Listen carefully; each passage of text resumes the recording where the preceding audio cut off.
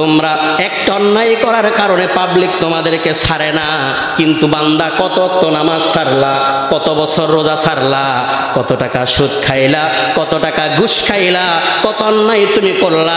ফজরের সময় মসজিদে আসো নাই বান্দা, দোকান আড্ডা দিয়েছো, কম্বলের নিচে শীতের ভিতরে ঘুমিয়েছো বান্দা, একটা বার চিন্তা করো নাই 30 বছর হয়ে গেল একটা সিজদা দাও নাই, 40 বছর হয়ে গেল নামাজের বুঝ তোমার ভিতরে আসে নাই, সুদ ছাড়তে হবে এই বুঝ তোমার ভিতরে আসে নাই বান্দা।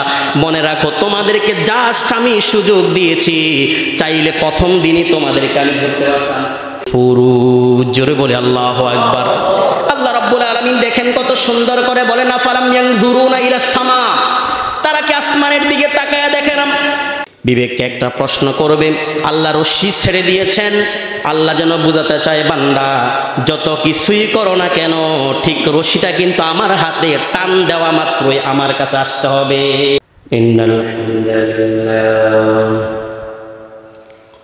ইন্নাল হামদালিল্লাহি নাহমাদুহু ওয়া নাস্তাঈনুহু ওয়া নাস্তাগফিরুহু ونعوذ بالله من شرور أنفسنا ومن سيئات أعمالنا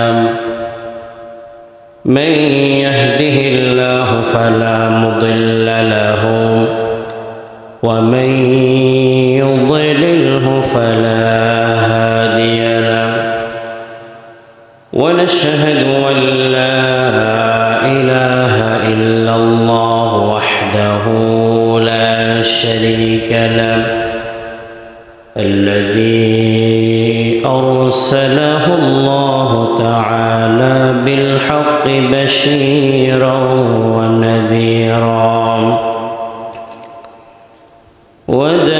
وداعيا إلى الله بإذنه وسراجا منيرا.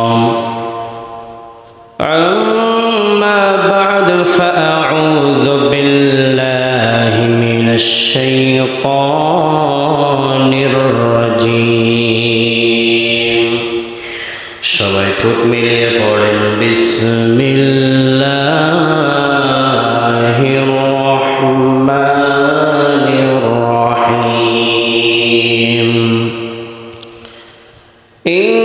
ইন্নাল্লাহা ওয়া মালাইকাতাহু ইউসাল্লুনা আলান নবী ইয়া আইয়ুহাল্লাযীনা আমানু সাল্লু আলাইহি ওয়া সাল্লিমু তাসলিমা.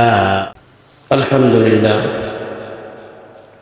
উপস্থিত মুআজ্জাজ মুহতারাম অত্র মসজিদের অত্র এলাকার প্রাণপ্রিয় মুসল্লি কেরাম, আমরা সর্বপ্রথম মহান রব্বে কারীমের দরবারে শুকরিয়া আদায় করছি যে মহান মালিক আমাদেরকে অত্যন্ত দয়া করে মায়া করে কবুল মঞ্জুর করে এলাকার শত লোক থেকে বাছাই করে সপ্তাহের শ্রেষ্ঠ দিন জুমার দিন জুমার নামাজ আদায়ের নিয়তে পৃথিবীর সর্বশ্রেষ্ঠ জায়গা সর্বোত্তম জায়গা আল্লাহর ঘর মসজিদে আসার বসার তৌফিকটুকু দান করেছেন। সে মহান মালিককে খুশি করার লক্ষ্যে মালিকের শিখানো বাক্যে অন্তরন্তস্থল থেকে মন খুলে প্রাণ খুলে দিলের সবটুকুন ভালোবাসা উজাড় করে শুকরিয়া তার চিৎকার দিয়ে বলছি আলহামদুলিল্লাহ। দুরূদ ও সালাম সাইয়্যিদুল মুরসালিন খাতামুন নবিয়্যিন রাহমাতুল লিল আলামিন, দুনিয়ার নেতা আখিরাতের নেতা নবী জনাব মুহাম্মদ রাসূলুল্লাহ পড়ছি সাল্লাল্লাহু আলাইহি ওয়াসাল্লাম। কুমিল্লা ভাষী আপনারা কেমন আছেন? আমাদেরকে ভালো রাখে কে? আমাদেরকে রিজিক দেয় কে? সুস্থ রাখে কে? আবার রোগ শোক দেয় কে? সন্দেহ আছে? সন্দেহ নাই। এই জন্য আমরা সব সময় সুখে থাকি দুঃখে থাকি, অল টাইম আমরা আল্লাহর কি করতে হবে?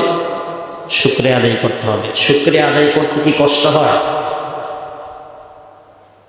শুকরিয়া আদায় করতে কষ্ট হয় না শুধু আপনি জবান দিয়ে যখন আল্লাহর নিয়ামত পাওয়ার পরে শুধু আলহামদুলিল্লাহ শব্দটা ব্যবহার করবেন, আল্লাহ খুশি হয়ে যায়। সুবহানাল্লাহ বলবেন না? সংক্ষিপ্ত সময়ের ভিতরে অনেক দূর থেকে আসছি, সুদূর ফেনী থেকে। তো আপনারা দোয়া করবেন আল্লাহ রাব্বুল আলামিন যেন এমন কিছু কথা আমার জবান দিয়ে বের করে দেয় যেটা আমার নিজের এবং আপনাদের এলাকাবাসীর জন্য যেন কল্যাণময় হয়, উপকারে আসে। এই জন্য আল্লাহর কাছে প্রার্থনা চাচ্ছি, আপনারা পড়েন আমিন। সম্মানিত ভাইয়েরা, সংক্ষিপ্ত সময়ের ভিতরে আমরা যে বিষয়টি আলোচনা করব সে বিষয়টি হচ্ছে মহান রবের পরিচয়। বিষয়ভিত্তিক আলোচনা ফায়দা হয়। কোন বিষয় ইমাম কথা বলছে সেই বিষয়টা যদি আমরা না জানি তাহলে তো আমাদের কোনো লাভ হবে না। কারণ প্রত্যেকটা জুমার আলোচনা শিক্ষণীয় আলোচনা। যেগুলো ইমাম বলে এগুলো আমাদের পরিবর্তনের জন্য বলে, ঠিক না? এলাকার পরিবর্তনের জন্য জুমার আলোচনা থেকে আমরা শিক্ষা গ্রহণ করে যাতে আমরা নিজে আমল করতে পারি, আরেকজনকে যেন আমরা আমলের জন্য উৎসাহ করতে পারি, ঠিক কিনা? তাহলে আমাদের আলোচনার বিষয় কি বলে? রবের পরিচয়। যখন আপনি একটা জিনিস সম্পর্কে পরিচিত লাভ করবেন তখন ওই জিনিসটার প্রতি আপনার ভয় তৈরি হবে। সাপের কাছে আমরা যাই না, কেন যাই না? কারণ সাপের প্রতি আমাদের একটা ঈমান আছে, বিশ্বাস আছে যে সাপের কাছে গেলেই সাপ আমাদেরকে ধ্বংসন করবে, আমরা মারা যাব। এই জন্য আমরা সাপের কাছে যাই না। কেন? সাপের পরিচয় আমাদের কি আছে? জানা আছে।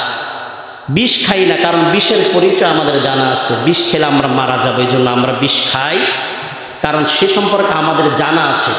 ঠিক রবের পরিচয় সম্পর্কে যদি আমরা জানি তাহলে রবের প্রত্যেকটা হুকুম আমাদের মানতে সহজ হবে। আল্লাহ যেখানে নিষেধ করেছেন সেটা করা যাবে না, যেটা করার জন্য বলেছেন এটা ছাড়া যাবে। যখন আমরা রবের পরিচয় জানব তখন রবকে মানতে সুবিধা হবে না কষ্ট হবে? সুবিধা হবে।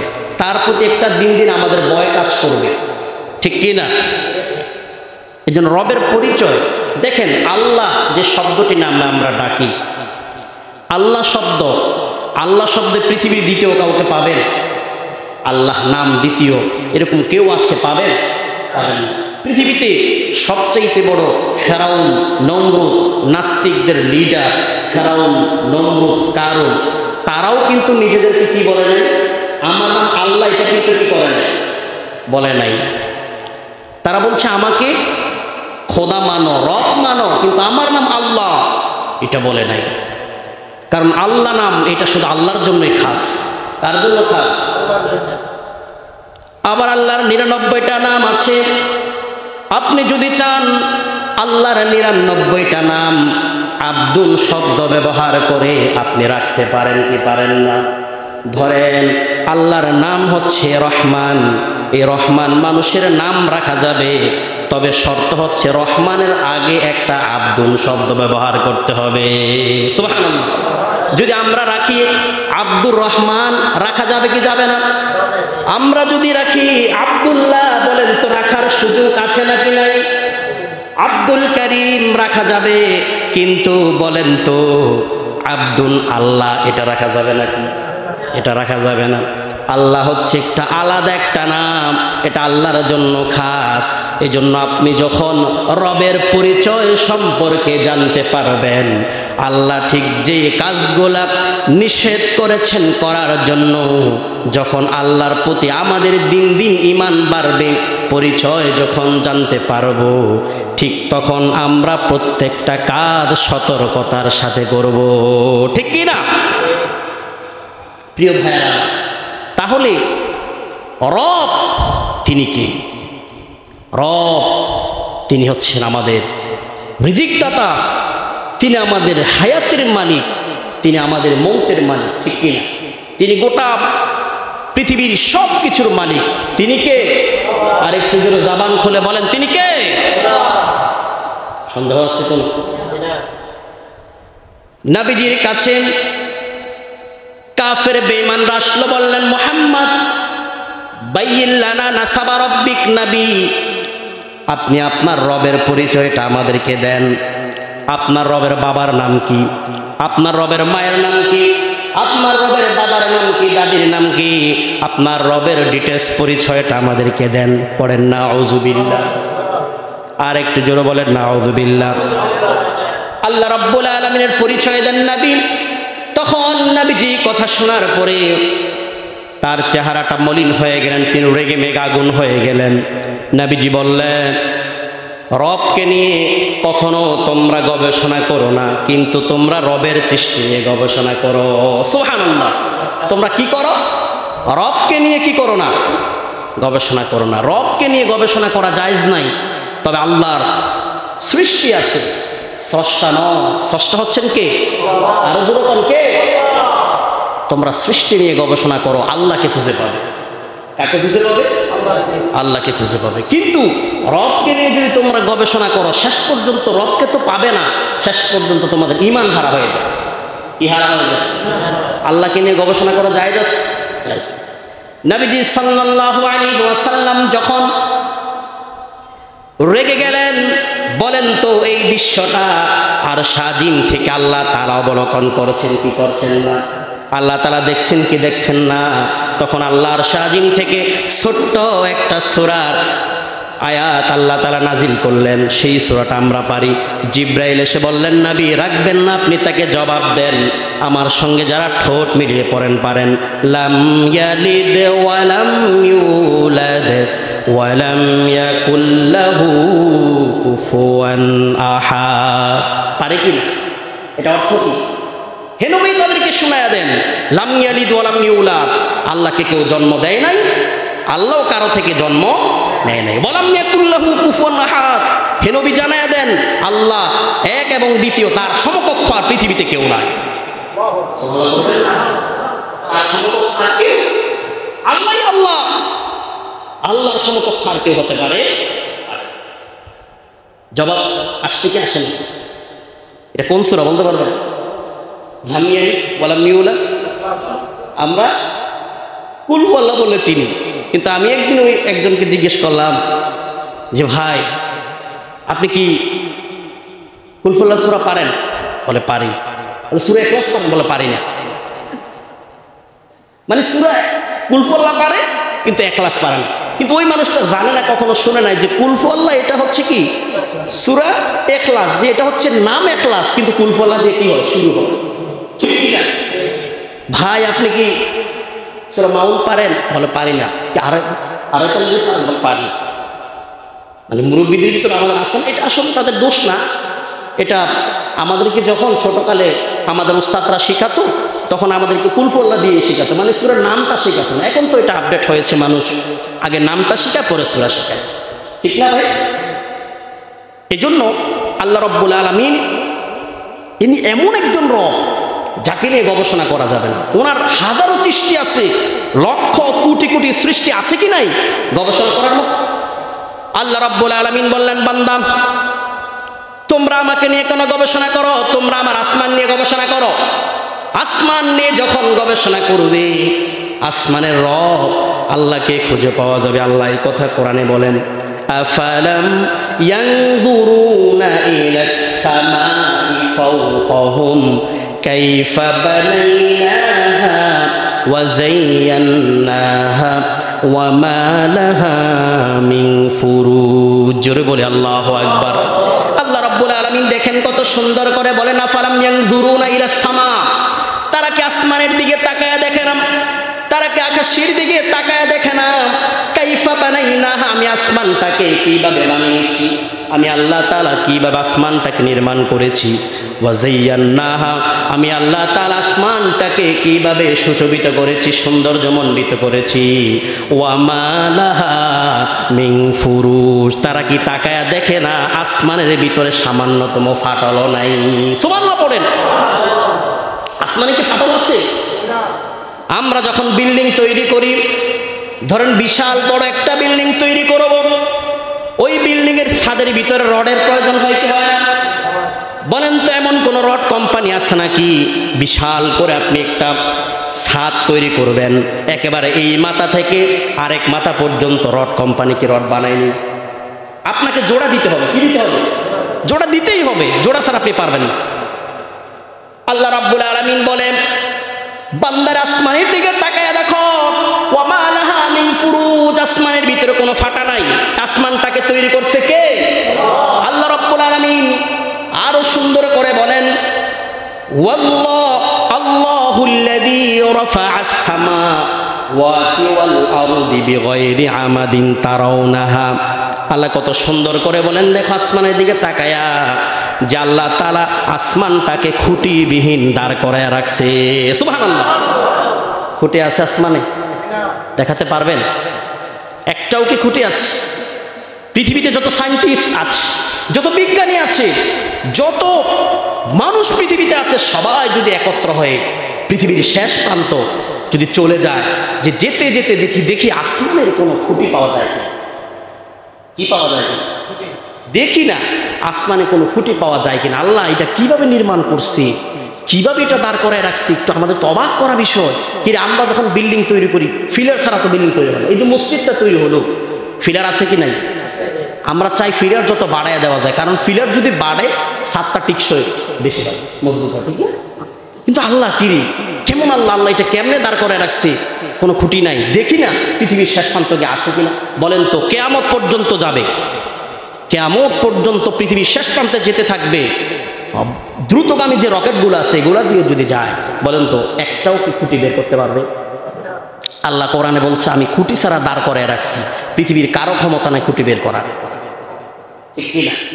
আর ঠিক বলতে আপনাদের কষ্ট হয় না? কোরআনের কথা আপনি ব্যাঠিক বললেও ঠিক, ঠিক বললেও ঠিক, ঠিক কিনা? অস্বীকার যাওয়ার কোনো সুযোগ।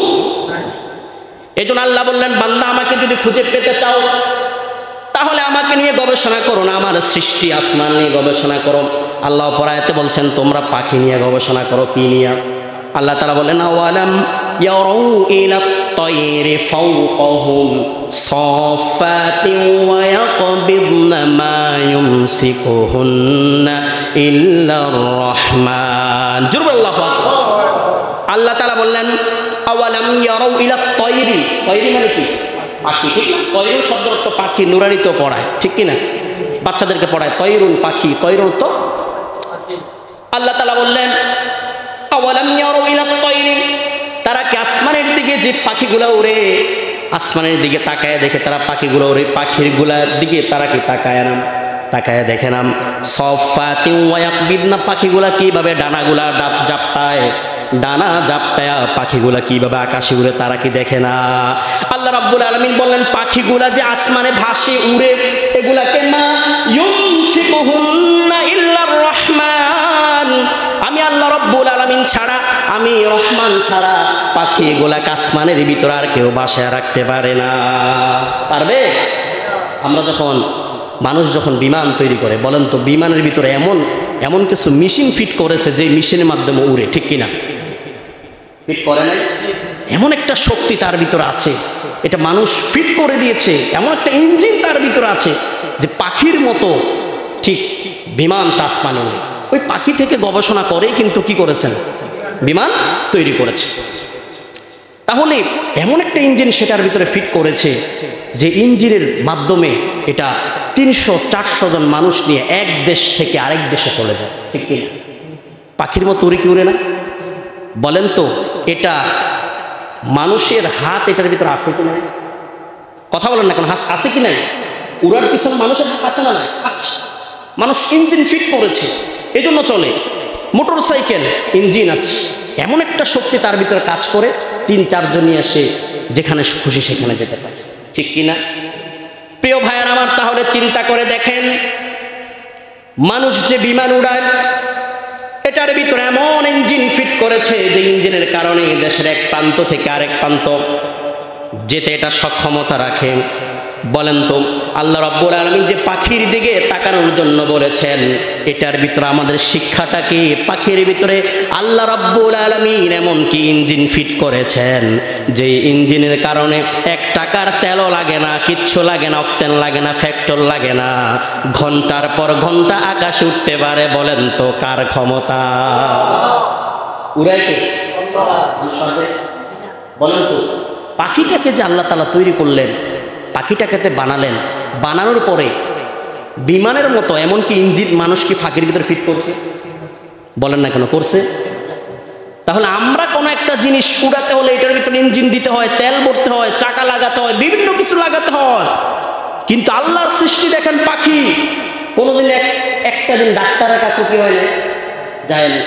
কিরে ভাই, ঘন্টার পর ঘন্টা উড়ে, তেলও শেষ হয় না, কিছু শেষ হয় না, ঘন্টার পর ঘন্টা উড়ে। আল্লাহ বলেন মা ইউমসিকুহুন্না ইল্লার রহমান, আমি আল্লাহ ছাড়া তাদেরকে কেউ আকাশে বাসায় রাখতে পারে না। সুবহানাল্লাহ পড়বেন না? তাহলে আমরা গবেষণা করব কাকে নিয়ে? আল্লাহর ক্ষমতা আসেনি? আর যেরকম ক্ষমতা আছে কি নাই? আল্লাহর ক্ষমতা আছে, এটা আমাদেরকে বিশ্বাস করতে হবে। আল্লাহর ক্ষমতা আছে। আল্লাহ রাব্বুল আলামিন মানুষদেরকে জাস্ট সুযোগ দেয়। বলেন কি দেয়? বাচ্চারা যখন গুড়ি উড়ায়, গুড়ির রশিটা বাচ্চার কাছে থাকে, গুড়ি আকাশে উড়ে। বলেন তো, গুড়িটা যখন আকাশে উড়ে তখন তার একটা স্বাধীনতা আছে না? কি স্বাধীনতা? তুমি যেভাবে ইচ্ছা সেটা বুঝতে পারো। রশি আমার কাছে, আমি ছাড়বো, তুমি উড়ো, তোমার কাছে ভালো লাগে। তবে একটা কথা মনে রাখবে, একটা কথা মনে রাখবে, গুড়ি উড়ো, কোনো অসুবিধা নাই, তবে মনে রাখবে রশিটার গোড়াটা কিন্তু আমার হাতে, টান দিলে আমার কাছে আসতে হবে। ঠিক আল্লাহ যেন আমাদেরকে এইভাবেই বুঝায়, আল্লাহ যেন আমাদেরকে এইভাবেই বুঝায়, বান্দা পৃথিবীতে চলবা ভালো কথা, তবে আমার অবাধ্য হবে না। অবাধ্য যখন হয়ে যাবে তখন বিবেকের ভিতরে একটা প্রশ্ন ঢুকাবে, বিবেককে একটা প্রশ্ন করবে। আল্লাহ রশি ছেড়ে দিয়েছেন, আল্লাহ যেন বুঝাতে চায় বান্দা যত কিছুই করো না কেন, ঠিক রশিটা কিন্তু আমার হাতে, টান দেওয়া মাত্রই আমার কাছে আসতে হবে। ঠিক কি না? টান দিলে আমার কাছে আসতে হবে। বান্দা যা কিছু করো অসুবিধা নেই, ক্ষমতার বড়াই দেখাও, এই দেখাও, সেই দেখাও, হ্যাঁ, কোরআনকে অবমাননা করো, আলেমদেরকে অবমাননা করো, আলেমদেরকে বেজ্জতি করো, কোরআনকে বেজ্জতি করো, লাঞ্ছিত অপমানিত করো। বলেন তো, যে মানুষটা কোরআনকে অপমানিত করে, আলেমদেরকে অপমানিত করে, যে মানুষটা ইসলামকে অবমাননা করে, আল্লাহ চাইলে সেকেন্ডের ভিতরে তাকে অন্ধ করে দিতে পারে কি পারে না? আল্লাহ চাইলে তার হাত একটা ভেঙে দিতে পারে কি পারে না? আল্লাহ চাইলে তার ঠ্যাং ভেঙে দিতে পারে কি পারে না? আল্লাহ বলে না বান্দা, তোমাদেরকে তো পাঠিয়েছি, সুযোগ দেব। আমি আল্লাহর মতো সুযোগ পৃথিবীতে আর কেউ দিতে পারে। সুযোগ বেশি কে দেয়?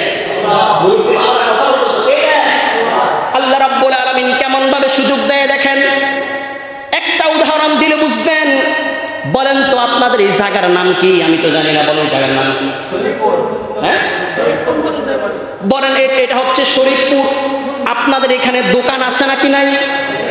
ধরেন শরীফপুর দোকানে একটা রাতে চোর ধরা পড়লো, নতুন চোর, কিছু নতুন একটা চোর ধরা পড়লো। আপনারা তাকে ধরলেন, ধরার পরে সে কাকুতি মিনতি করে বলছে, ভাই আমি নতুন চোর, আর জীবনে চুরি করি না আমি, আমাকে ছেড়ে দেন। বলেন তো পাবলিক তাকে ছাড়বে নাকি মারবে? নতুন চোর বলাতে ছাড়বে না, কারণ তাকে যদি ছেড়ে দেওয়া হয় সে সুযোগ পায়া আজকে চুরি করছে, কালকে ডাকাতি করবে, ঠিক না? এই জন্য পাবলিক তাকে কিছু উত্তম মাধ্যম দেবে, নতুন চোর বললেও ছাড়বে না।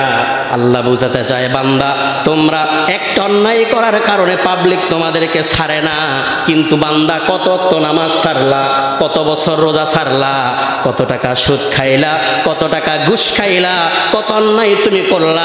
ফজরের সময় মসজিদে আসো নাই বান্দা, দোকান আড্ডা দিয়েছো, কম্বলের নিচে শীতের ভিতরে ঘুমিয়েছো বান্দা, একটা বার চিন্তা করো নাই 30 বছর হয়ে গেল একটা সিজদা দাও নাই, 40 বছর হয়ে গেল নামাজের বুঝ তোমার ভিতরে আসে নাই, সুদ ছাড়তে হবে এই বুঝ তোমার ভিতরে আসে নাই। বান্দা মনে রাখো, তোমাদেরকে জাস্ট আমি সুযোগ দিয়েছি, চাইলে প্রথম দিনই তোমাদেরকে আমি ধরতে পারতাম। 15 বছর 16 বছর তোমরা জুলুম করেছো, নির্যাতন করেছো, চাইলে প্রথম বছর ধরতে পারতাম, ঠিক কিনা? কিন্তু আমি আল্লাহ ধরি নাই। কি দিয়েছি বলেন? আমি আল্লাহ সুযোগ দিয়েছি, চাইলে আমি 16 বছর সুযোগ তোমাদেরকে যদি চাইতাম নাও দিতে পারতাম। আমি তোমাদেরকে বান্দা সুযোগ দিয়েছি একমাত্র দেখি আমার বান্দা তার ভিতরে সূচনা আসে কিনা, সে জুলুম ছাড়ে কিনা, অন্যায় ছাড়ে কিনা, অপরাধ ছাড়ে কিনা। আমি আল্লাহ সুযোগ দিয়েছি। কিন্তু বারবার সুযোগ দেওয়ার পরেও যদি একটা মানুষ না আসে, তার প্রতি আমরা গুসা হইতে হই না, রাগ হইতে হই না। আরে ভাই তোমারে বলছি তুমি দোকান খুলবা 9টায়, তুমি প্রতিদিন আসো 10টায়, তুমি একদিন 2 দিন দেরি করলে একটা কথা, তোমাকে সময় দিলাম 9টা, তুমি বারবার আসো 10টায়, আর তোমার কথা শুধু যাও, আমি আর চাকরি থেকে তোমাকে বের করে দিলাম, তোমার আর চাকরি করার দরকার নেই। বলবে কি বলবে না? মালিক বিরক্ত হবে কি বলবে? আল্লাহ বলে বান্দা সুযোগ দিলাম 5 বছর, আবার দিলাম 5 বছর, আবার দিলাম, দ্বিতীয়তে 16-17 বছর দিলাম, বান্দা আসো নাই, জুলুম ছাড়ো নাই, বান্দা হত্যা ছাড়ো নাই, কিন্তু আমি তোমাদেরকে ধরবো, বলে যেও না বান্দা। এটা কি শুধু কোনো ব্যক্তির কথা, গোষ্ঠীর কথা? সবার কথা। কার কথা বলেন? সবাইকে আল্লাহ বলে বান্দা সুযোগ দেই, কোরআনের পক্ষে আসবা না, সুযোগ দেব। কি দেব বলেন তো? কোরআনের পক্ষে একটা থাকতে হবে কি হবে না? যদি মুসলমান হয় কোরআনের পক্ষে থাকতে হবে। এটার ভিতরে কি আপনারা দ্বিমত আছেন কেউ? কোরআন সমাজের ভিতরে যখন আপনি বাস্তবায়ন করবেন তখনই শান্তি আসবে। কসম করে বললাম, কোরআন ছাড়া দেশে শান্তি আসবে না, এলাকায় শান্তি আসবে না। আপনি ঠিক বললেও ঠিক, ভুল বললেও ঠিক, আপনাকে কোরআনের ছায়া তলে, কোরআনে শান্তি, কোরআনে মুক্তি, হুদাল লিন্নাস। আল্লাহ রাব্বুল আলামিন বললেন কোরআনটা হচ্ছে মানুষের জন্য একটা হেদায়েত। গোমরাহ পথে আসো, ওই গোমরাহ পথ থেকে কোনো চেয়ারম্যান, কোনো মেম্বার তোমাকে আনতে পারে না। ওই গোমরাহ পথ থেকে তোমাদেরকে সঠিক পথ একমাত্র একটা জিনিস দেখাতে পারে, সেটার নাম হচ্ছে কোরআন। ঠিক কি না? কথা বলেন। তাহলে আল্লাহর সৃষ্টিকে নিয়ে আমরা গবেষণা করব, আল্লাহর কোরআন থেকে আমরা রিসার্চ করব, কোরআনটাকে আমরা সংসদ ভবন পর্যন্ত চাই কি চাই না? সংসদ থেকে প্রত্যেকটা আইন কোরআন দ্বারা বাস্তবায়ন হোক, চাই কি চাই না? আমরা চাই এমন একটা রাষ্ট্র গঠন হোক, যেই রাষ্ট্রের মাধ্যমে, যেই নেতৃত্বের মাধ্যমে কোরআন মসজিদ থেকে পার্লামেন্ট পর্যন্ত যাবে। ঠিক কি না?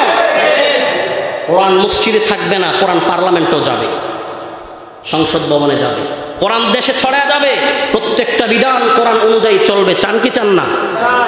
প্রিয় ভাইয়েরা আমার, এটা দেখার বাকি আমরা যেন দেখতে পারি, দেখে যেন আমরা বলতে পারি আল্লাহ তৌফিক দেখ করে আমি। এখানে আল্লাহ বললেন বান্দা তোমরা আমাকে নিয়ে গবেষণা করো না, আমার সৃষ্টিকে নিয়ে গবেষণা করো। তোমরা ওই যে আকাশ দিয়া মৌমাছিগুলো উড়ে যায়, ওই মৌমাছির দিকে তোমরা তাকাও, মৌমাছির দিকে তোমরা তাকাও, ছোট্ট মৌমাছি। আল্লাহর নির্দেশটা কিভাবে মানে দেখেন। আল্লাহ মৌমাছিকে অর্ডার করলেন কয় জায়গায় বাসা বাঁধবে? 3 জায়গায়। বলেন কয় জায়গায়?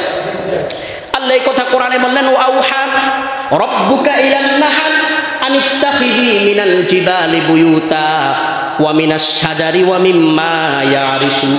জোর বলে আল্লাহু আকবার। আল্লাহ রাব্বুল আলামিন কত সুন্দর করে বলেন, ওয়াউহা রাব্বুকা ইলান নাহল। নাহল মানে মৌমাছি। আল্লাহ তাআলা বললেন, নাহল নামে কিন্তু একটা সূরা আছে না নাই? মৌমাছির নামে গোটা একটা সূরা আল্লাহ তাআলা কোরআনে নাযিল করে দিলেন। সুবহানাল্লাহ। আল্লাহ তাআলা বলেন, ওয়াউহা রাব্বুকা ইলান নাহল, আমি মৌমাছির কাছে মেসেজ দিয়েছি, ওহী নাযিল করেছি। আমি তাদেরকে বললাম তোমরা 3টি জায়গা বাসা বানবা, ইত্তাখিযি মিনাল জিবালি বুয়ুতা। তোমাদের বাসা বানবা 1 নাম্বার হচ্ছে কোথায়? পাহাড়ে। কোথায়? 2 নাম্বার তোমরা বাসা বানবা ওয়া মিনাশ শাজার, গাছের মধ্যে। গাছের উঁচু উঁচু জায়গায় বাঁধবা। দেখবেন মৌমাছি যখন বাসা বাঁধে, মৌমাছি কিন্তু নিজ ঢালায় কিন্তু বাসা বাঁধে না, একেবারে মগ ডালে উপরে উঁচু জায়গা বাঁধে, কারণ আল্লাহ তো নির্দেশ করছে তোমরা বাসা বাঁধবা উপরে। তারপরে 3 নম্বরে হচ্ছে ওয়া মিম্মা ইয়ারিশুন। মানুষ যে ছোট ছোট মাছাগুলা তৈরি করে, দেখবেন ঘরের ভিতরে, ডয়ারের ভিতরে দেখবেন অনেক মৌমাছি বাসা বানায়। ঠিক কিনা? তাহলে 3 জায়গা বাসা বানানোর জন্য বললেন আল্লাহ। কিয়ামত হয়ে যাবে, কিয়ামতের আগ পর্যন্ত এই মৌমাছি আল্লাহর। কখনো কি দেখছেন রাস্তা দিয়ে হেঁটে যাচ্ছেন, রাস্তার দিক থেকে মৌমাছি হচ্ছে? কিয়ামতের আগেও কি দেখবে? কেউ দেখবে না। হয়তো পাহাড়ে বানাবে, না হয় গাছের উঁচু জায়গা, না হলে মানুষ যে মাছা তৈরি করে এই উপর জায়গাগুলোতে কি করবে? আশা। প্রিয় ভাইয়েরা আমার, তাহলে দেখেন মৌমাছিগুলা সৃষ্টি ছোট, এই সৃষ্টিগুলো আল্লাহর বিধান মানে আমি আপনি আল্লাহর শ্রেষ্ঠ সৃষ্টি হয়ে আল্লাহর বিধান মানি না। ঠিক কিনা? মানুষ এত নিমখারাম জাতি, এত নির্লজ্জ, এত বেহায়া জাতি যে মানুষ আল্লাহর হুকুমগুলা মানতে। আপনারা আমার সঙ্গে একমত কিনা? আরো জোর বলেন একমত কিনা? আল্লাহ তাআলা 5 ওয়াক্ত নামাজ আমাদের জন্য কি করেছেন বলেন? ফরজ করেছেন। নামাজ একটা ইবাদত কিনা? এটা ইবাদতের মধ্যে শ্রেষ্ঠ ইবাদত, যেটা ঈমান আনার পরে করতে হবে। কি আনার পরে বলেন? আপনি ঈমান এনেছেন, আপনি নামাজ পড়তে হবে, ঠিক কি না? তাহলে দেখেন নামাজটা এমন একটা ইবাদত, এই নামাজটা আপনি যদি ধনী হন পড়তে হবে, গরিব হলেও পড়তে হবে, আপনি কুটিপতি হলেও পড়তে হবে, রিস্কাওয়ালা হলেও পড়তে হবে, একেবারে নিম্ন শ্রেণীর মানুষ হলেও পড়তে হবে। কিন্তু হজ একটা ইবাদত। বলেন তো এই হজ সবার উপর ফরজ কিনা? না, সামর্থ্যবান ব্যক্তির উপরে ফরজ। যাকাত কার উপরে ফরজ? সামর্থ্যবান ব্যক্তির উপর ফরজ। সামর্থ্যবান ব্যক্তি যাকাত দিলে সওয়াব, না দিলে গুনাহ হবে। কিন্তু একেবারে গরিব, সে যাকাত না দিলে কোনো অসুবিধা। কিন্তু আল্লাহ বলে, বান্দা যাকাত ফরজ, তোমরা যাকাত দিবা। যদি তোমাদের উপর ওয়াজিব অথবা ফরজ হয় তোমরা যাকাত দিবা। যদি গরিব হয় দেওয়া লাগবে না। তুমি বাইতুল্লাহ পর্যন্ত যাওয়ার সামর্থ্য রাখো, সেই সামর্থ্য তোমার আছে, তাহলে তোমার জন্য বাইতুল্লাহ পর্যন্ত যাওয়া ফরজ। যদি গরিব হও তাহলে যাওয়া লাগবে না, তোমার জন্য এটা মাপ। বলেন তো প্রিয় ভাইয়ের আমার, নামাজ এটা ইবাদত কিনা? আল্লাহ বলে, বান্দা নামাজ এটা তোমাদের জন্য এমনভাবে আমি আল্লাহ তাআলা ফরজ করে দিয়েছি, তোমরা গরিব হলেও পড়া লাগবে, সুস্থ হলেও পড়া লাগবে, অসুস্থ হলেও পড়া লাগবে, রিস্কাওয়ালা হলেও পড়া লাগবে, কুলি মজুর হলেও পড়া লাগবে, মেতর হলেও পড়া লাগবে, একেবারে প্রেসিডেন্ট পর্যন্ত নামাজ পড়া লাগবে, ঠিক কি না? এটা মাফ নাই, এটা কি নাই প্রিয় ভাইয়েরা আমার? তাহলে দেখেন আল্লাহ রাব্বুল আলামিন যে বিধান দিয়েছেন, নামাজ পড়বো কি পড়বো না? আরো যেরকম পড়বো কি পড়বো না? তাহলে প্রিয় ভাইয়েরা আমার, একটা বাড়তি একটু বলে ফেললাম, আসতে বলে ফেললাম, কিন্তু আমার উদ্দেশ্য ছিল আল্লাহর সৃষ্টি নিয়ে বলা। কি নিয়ে বলা? আল্লাহ পরিচয়। তাহলে আমরা আল্লাহর পরিচয় নিয়ে আল্লাহকে নিয়ে গবেষণা করব নাকি আল্লাহর সৃষ্টি নিয়ে গবেষণা করবো? আল্লাহকে পেতে হলে আল্লাহর সৃষ্টি নিয়ে আমাদেরকে কি করতে হবে বলেন? গবেষণা করতে হবে। তবে প্রিয় ভাইয়েরা আমার, আরেকটা আয়াতের ভিতরে আল্লাহ তাআলা দেখেন কত সুন্দর করে ওনার সৃষ্টি সম্পর্কে বলছেন। আল্লাহ রাব্বুল আলামিন বলছেন, আল্লাহুল্লাযী খালাকাস সামাওয়াতি ওয়াল আরদ ওয়া আনজালা মিনাস সামাই মাআন ফাআখরাজা বিহি মিনাস সামারাতি রিজকাল লাকুম ওয়া সাখখারা লাকুমুল ফুলকা লিতাজরিয়া ফিল বাহরি বিআমরি রাব্বিহি। আল্লাহ রাব্বুল আলামিন কোরআনের মধ্যে কত সুন্দরভাবে বলছেন, আল্লাহুল্লাযী খালাকাস সামাওয়াতি ওয়াল আরদ, আল্লাহ ছাড়া এই আসমান আর জমিন কেউ সৃষ্টি করে নাই। আসমান এবং জমিন সৃষ্টি করেছেন যিনি, তিনি কে? আল্লাহ বলছেন আমি। তারপর আল্লাহ বলছেন, ওয়া আনজালা মিনাস সামাই, আমি আল্লাহ তাআলা আসমান থেকে পানি তোমাদের জন্য বর্ষণ করি। আমি তোমাদের জন্য বৃষ্টি আসমান থেকে বর্ষণ করি। কেন বর্ষণ করি? ফাআখরাজা বিহি মিনাস সামারাতি রিজকাল লাকুম, যেন এই পানির মধ্য দিয়া তোমাদের জমিন থেকে তোমাদের জন্য ফল ফলাদি এবং তোমাদের রিজিকের ব্যবস্থা আমি আল্লাহ তাআলা করে দেই। সুবহানাল্লাহ। আল্লাহ যদি আসমান থেকে পানি বর্ষণ না করে, পৃথিবীর সব মানুষ মিলেও কি আসমান থেকে এক ফোঁটা পানি বর্ষণ করতে পারবে? সে ক্ষমতা আছে? কারো আছে? পারবে না। যখন চৈত্র মাস যখন চলে আসে, একেবারে রোদ, গরম আর গরম, বৃষ্টি নাই, তখন আমরা সবাই একত্র হয়ে বৃষ্টির জন্য আল্লাহর কাছে প্রার্থনা করি, কত কান্নাকাটি করি, ঠিক কিনা? গত বছর আমরা করেছি তো করি নাই? ইস্তেসকার নামাজ পড়েছেন কি পড়েন নাই? অনেক আলেমরা পড়ছে, বৃষ্টির জন্য কান্নাকাটি করছে, আল্লাহ বৃষ্টি দেন, ফসলগুলো নষ্ট হয়ে যাচ্ছে, আল্লাহ বৃষ্টি দেন, নিচে টিউবওয়েলের পানিগুলো শুকিয়ে যাচ্ছে, আল্লাহ পুকুরগুলা শুকিয়ে যাচ্ছে, মাছগুলো মরে যাচ্ছে, আল্লাহ বৃষ্টি দেন, শুধু ক্ষতি হচ্ছে, বৃষ্টি দিলে আল্লাহ উপকার হবে। করছে কি করি নাই? আল্লাহ বলে, বান্দা আমি তোমাদের জন্য কেমন ভাবে দয়া করিস, তোমরা তো আমাকে চিনো না, আমার শুধু নাফরমানি করো। বান্দা তোমাদের জন্য আমি বৃষ্টির মাধ্যমে সেই জমিন থেকে আমি তোমাদের জন্য ফল ফলাদি এবং রিজিকের ব্যবস্থা আমি আল্লাহ করে দেই। আর কেউ পারে না। আর কেউ পারবে? কে? আল্লাহ তাআলা পরের অংশে কি বলছেন দেখেন।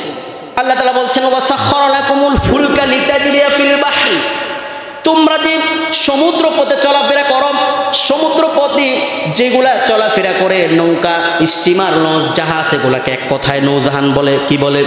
আমি তোমাদের জন্য নৌজানকে আমি তোমাদের জন্য নিয়োজিত করেছি, এবং এই লক্ষ লক্ষ হাজার হাজার কোটি টন সেই নৌগুলা, জাহাজগুলো যে জমিন দিয়া চলে, একমাত্র আমি আল্লাহর হুকুমে এগুলা চলে। সুবহানাল্লাহ পড়বেন না? আমি আল্লাহ তাআলা এগুলাকে তোমাদের জন্য কি করেছি? নিয়োজিত। প্রিয় ভাইয়েরা আমার, দেখেন আল্লাহ তাআলা কি দয়া আমাদের জন্য করেছে। আমার হুকুমে চলে, আমি হচ্ছে সেই রব যে রব সকল কিছুর ক্ষমতা রাখি, সকল কিছুর ক্ষমতা আমি রব রাখি, আমি আল্লাহ রাখি। সে ক্ষমতা আমি আল্লাহর আছে। আল্লাহর আছে কি নাই? আরো যেরকম আছে কি নাই? আল্লাহকে আমরা মানবো কি মানবো না? আজকে থেকে আল্লাহর প্রতি ভালোবাসা কমবে না বাড়বে? মনে রাখবেন, পৃথিবীতে যত মানুষ আছে কেউ আপনার প্রকৃত আপন নয়। কখন বুঝবেন? যখন আপনি বিছানায় পড়ে যাবেন, কত কিছু করলেন শক্তি থাকা অবস্থায়, যখন বিছানায় পড়ে গেলেন, কিরে আমার আজকে বাবা কোথায়, ছেলে সন্তান কোথায়, নেতার পিছনে ঘুরলাম, নেতা কই, আজকে ওই নেতা খেতাগুলো কোথায়, কেউ নাই।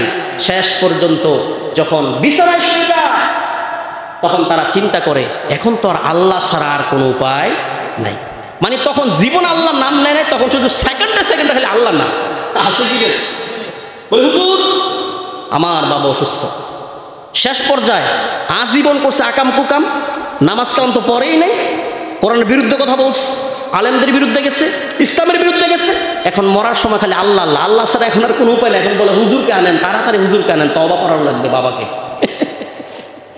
বাবা কিছুক্ষণ পরেই চলে যাবে, তওবা করাতে হবে। বলেন তো এই মানুষটা যতই তওবা করো কোনো লাভ হবে? তাওবা এটা হুজুরকে দিয়ে পারার বিষয় না, নিজের তওবা নিজেকে করতে হয়, নিজের তওবা নিজেকে করতে হয়। তওবা তাহলে আমরা করবো নিজে নিজে, হুজুরকে ডাকলাম, হুজুর তওবা করা, কি লাভ হবে? এই জন্য মনে রাখবেন একটা কথা, আল্লাহ ছাড়া পৃথিবীতে আর কেউ আপন নয়। একমাত্র আপন কে? আল্লাহ। আল্লাহ দুনিয়া আপন, কবরও আপন, আখিরাত আপন, কেউ আপনার আপন হবে না, আল্লাহ আপন। এই জন্য আল্লাহর পরিচয় সম্পর্কে জানবো, আল্লাহ সম্পর্কে জানবো, আল্লাহর আযাব সম্পর্কে জানবো, আল্লাহর রহমত সম্পর্কে জানবো, তাহলে ঈমান বাড়বে। আল্লাহ রাব্বুল আলামিন আমাদেরকে আল্লাহর পরিচয় সম্পর্কে কিছু গবেষণা করার জন্য আল্লাহ যেন আমাদেরকে তৌফিক দেয়, করি আমিন। সংক্ষিপ্ত সময়ের ভিতরে, সময় থাকলে আরো বলতাম, অনেক আলোচনা, ঠিক কিনা?